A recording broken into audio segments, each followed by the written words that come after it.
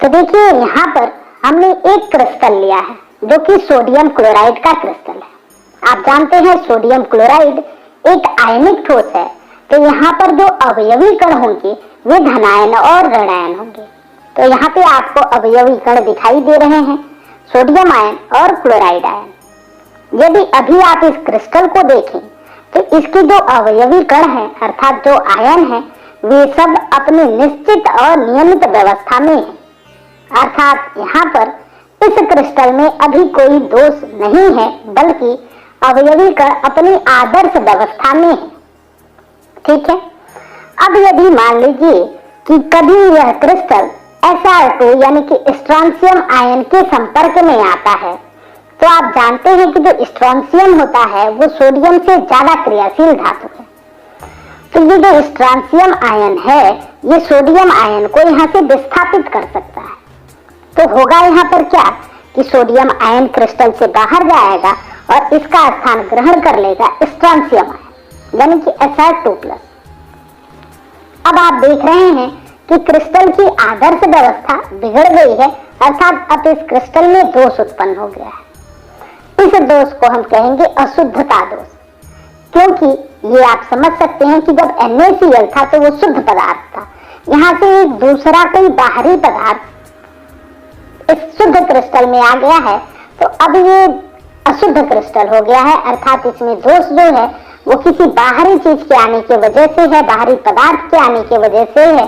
तो इस दोष को हम कहेंगे अशुद्धता दोष। एक बात और भी यहाँ पे ध्यान देनी है आपको कि आप जानते हैं कि जब आयनिक ठोस में दोष उत्पन्न होते हैं तो दोष उत्पन्न होने के पहले या फिर दोष उत्पन्न होने के बाद आयनिक ठोस का उदासीन रहना आवश्यक होता है। आप देखें तो यहाँ पर जब आप सोडियम आयन को यहाँ से बाहर गया है या बाहर किए हैं तो 1+ बाहर गया है और अंदर आया है 2+, अर्थात इस समय यह क्रिस्टल धनावेशित है, क्योंकि यहाँ पे धनावेश की संख्या बढ़ गई है।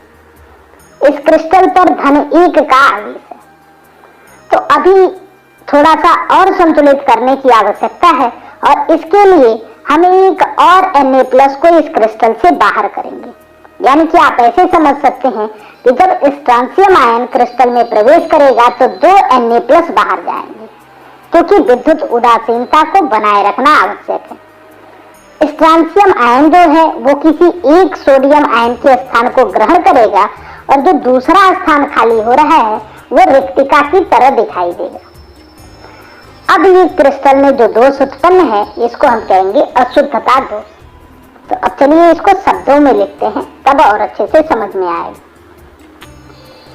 किसी क्रिस्टल के अवयवी कणों के स्थान पर अथवा अंतराकाश में किसी अन्य पदार्थ के कुछ कणों के आ जाने से उत्पन्न दोष को अशुद्धता दोष कहते हैं।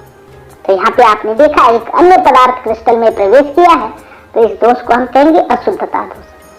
लेकिन यहाँ पर एक बात आपको याद रखनी है जो कि आप क्लास 11th में भी पढ़े हुए हैं कि किसी ठोस आयनिक क्रिस्टल से या किसी ठोस पदार्थ से किसी आयन को विस्थापित नहीं किया जा सकता, बल्कि ये जो विस्थापन की क्रिया है ये या तो जली विलयन में होती है या तो गलित अवस्था में होती है। अब ऐसा क्यों है तो आप समझ सकते हैं कि यहाँ पर एक आयनिक बंध है इन दोनों आयनों के मध्य, जो कि बहुत ही मजबूत है या स्ट्रॉन्ग है। तो इसलिए यहाँ से सोडियम को बाहर करना बहुत कठिन है। तो जो ये स्ट्रोंशियम आयन है ये किसी क्रिस्टल से सोडियम आयन को बाहर नहीं कर सकता है, लेकिन गलित सोडियम क्लोराइड से सोडियम को बाहर कर सकता है। तो इसको थोड़ा और अच्छे से हम लिखें तो हम लिखेंगे यदि अल्प मात्रा में SrCl2 यानी स्ट्रोंशियम क्लोराइड युक्त गलित NaCl को क्रिस्टलीकृत किया जाए तो Na+ के कुछ स्थानों पर Sr2+ आ जाते हैं। अर्थात यहाँ पे बात को समझिए कि स्ट्रोंशियम आयन ने सोडियम आयन को विस्थापित कब किया है। तो जब हम ऐसा करते हैं कि गलित सोडियम क्लोराइड लें जिसमें कि अल्प मात्रा में SrCl2 भी उपस्थित हो और इस गलित अवस्था को हम ठंडा करके क्रिस्टलीकृत कर रहे हैं। तो जब हम ठंडा करेंगे तो इस गलित अवस्था में ही Sr2+ Na+ को विस्थापित कर देगा और जब हम ठंडा करके इसको क्रिस्टल रूप देंगे तो हमको एक ऐसा क्रिस्टल प्राप्त होगा जिसमें बहुत सारे Na आयन सोडियम आयन है, लेकिन कुछ स्थानों पर सोडियम आयन को विस्थापित कर चुका होगा Sr2+ यानी कि स्ट्रोंशियम आयन, तब ये दोष उत्पन्न होगा। तो उम्मीद है कि आपको बात क्लियर हो रही होगी कि किसी भी ठोस आयनिक क्रिस्टल से जो कि ठोस अवस्था में है, उससे किसी आयन को विस्थापित नहीं किया जा सकता। ये गलित अवस्था में या फिर जलीय विलयन में ही संभव होता है। अभी आपने देखा कि प्रत्येक Sr2+ 2 Na+ आयनों को प्रतिस्थापित करता है। Sr2+ एक आयन का स्थान ग्रहण करता है और दूसरा स्थान रिक्त रहता है। तो ये है आपका अशुद्धता दोष। उम्मीद है कि आज की वीडियो आपको पसंद आएगी।